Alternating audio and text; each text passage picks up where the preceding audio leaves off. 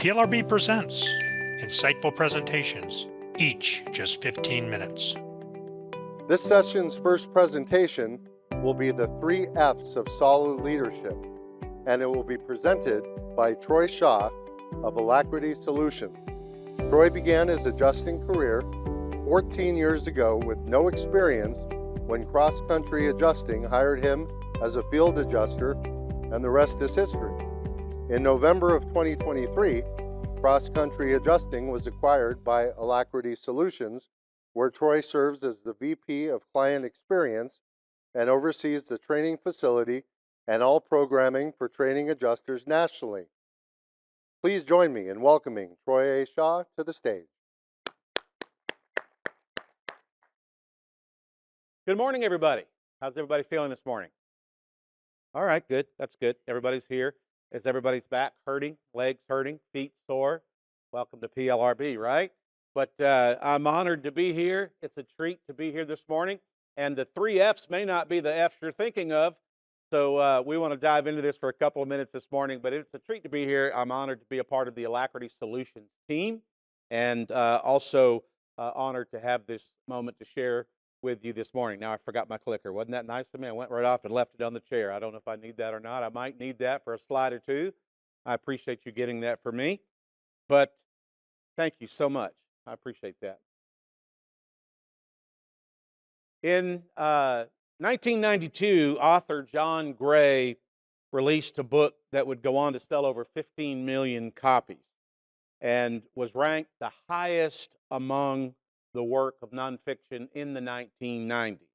And it was titled Men Are From Mars and Women Are From Venus. Y'all remember that book? And his whole design as a relationship counselor was to try to somehow get us to connect together. He wanted us to understand that there are differences in how we function and how we operate. How many believe he ought to go back and write another one just for fun? Because I don't think that one's totally stuck yet. We're still working on it. But little did John Gray know at the time he wrote that such a book would be needed to navigate business leadership. The vast differences between our generations in today's leadership has really presented quite a problem that we have to figure out how to solve. The work ethics are a little bit different. Things look a little bit different than what they did when I certainly grew up, and I suppose as you as well. According to ApolloTechnical.com, 77% of businesses are lacking in leadership. The studies show that 83% say it's imperative to develop leaders, yet a mere 5% invest in it and do it. Isn't that amazing? How we want our companies to grow, we want our leadership teams to gel, we want things to go together profitably and be profitable, but yet we don't invest in it. It's unimportant.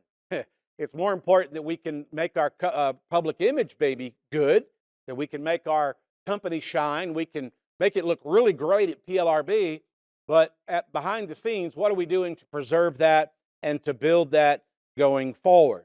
And what we really need to do, in my estimation, is to do a better job with bridging the generational gaps.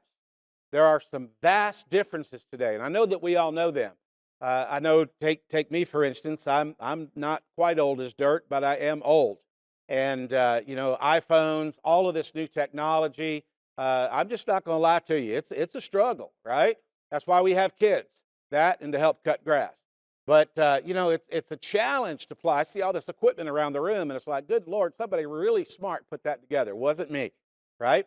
And so there's a lot of differences, and you might be a little bit more technologically savvy, but we really have to figure out how this new brain works compared to these old brains. And the truth of the matter is, it's us old brains that are navigating and the captains of the ship. But not much longer. Our days are numbered in that role. And then what's next? Who's gonna take your place? What kind of leadership style do they have? How are they going to navigate things and lead the organization that you are? I believe that you would agree with me that one of the largest disconnects we have today is the marrying together of the age brackets.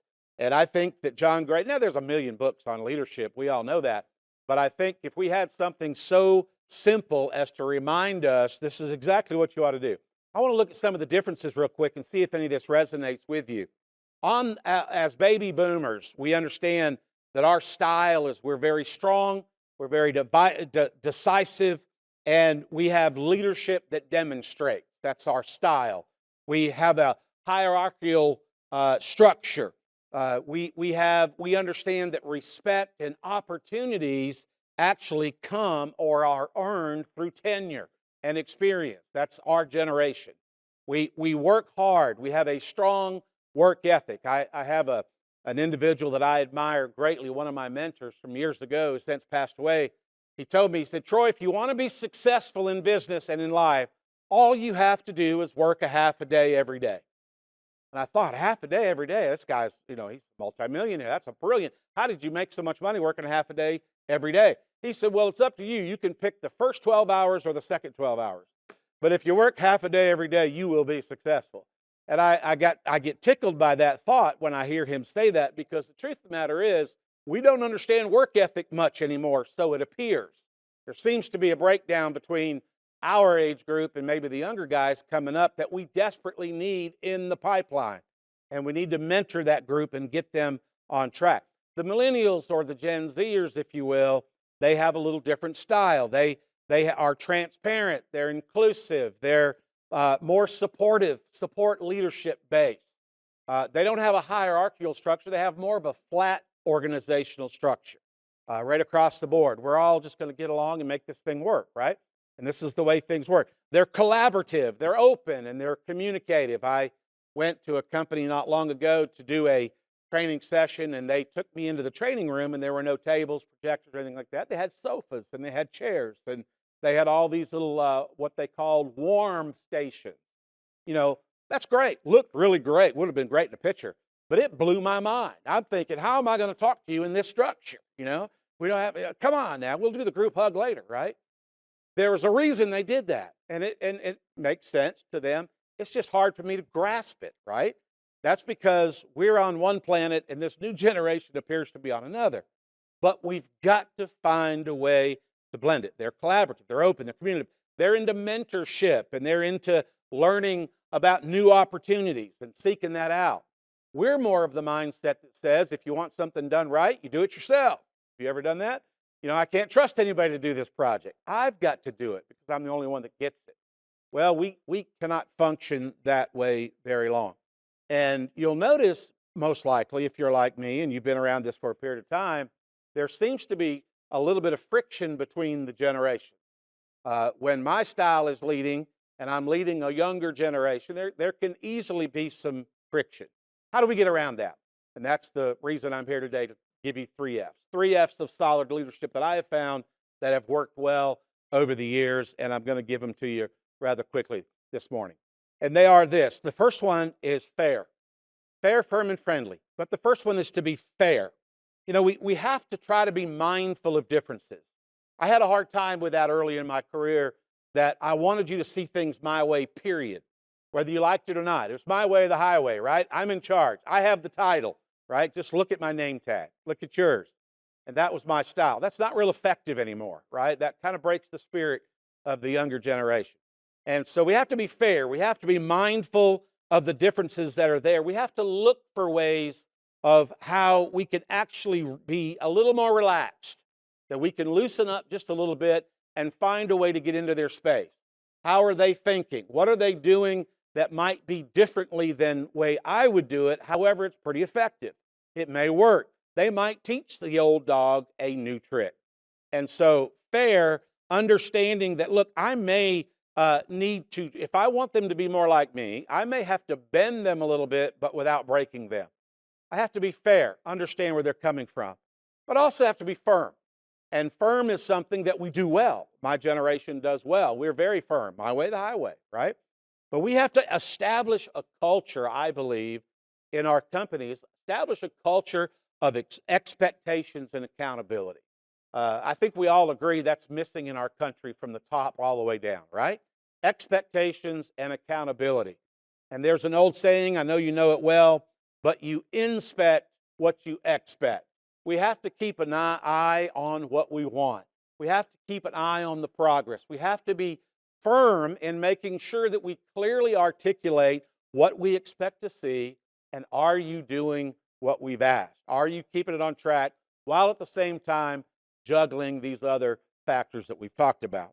And then thirdly, friendly. This is another difficult one. I myself have been under leaders most of my career that thought it was taboo to be friends with your coworkers, right? You should not be friendly to the people that report to you.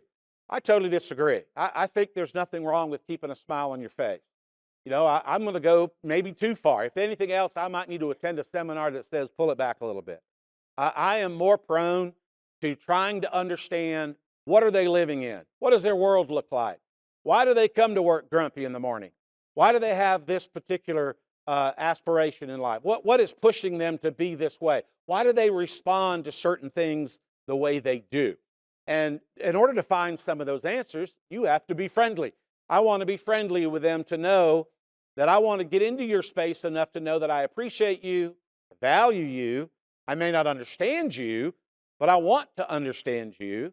And I want to be able to be close enough to you where I can understand you. You'll never understand them if you don't spend time with them. And to put that smile on your face and to get with them and to rub shoulders. And listen, I believe with all of my heart that you are not being soft because you have compassion towards somebody. You are not being soft because you find a way to help somebody on your team. So fair, firm, and friendly. How do we do that? Well, it takes work. It takes diligence.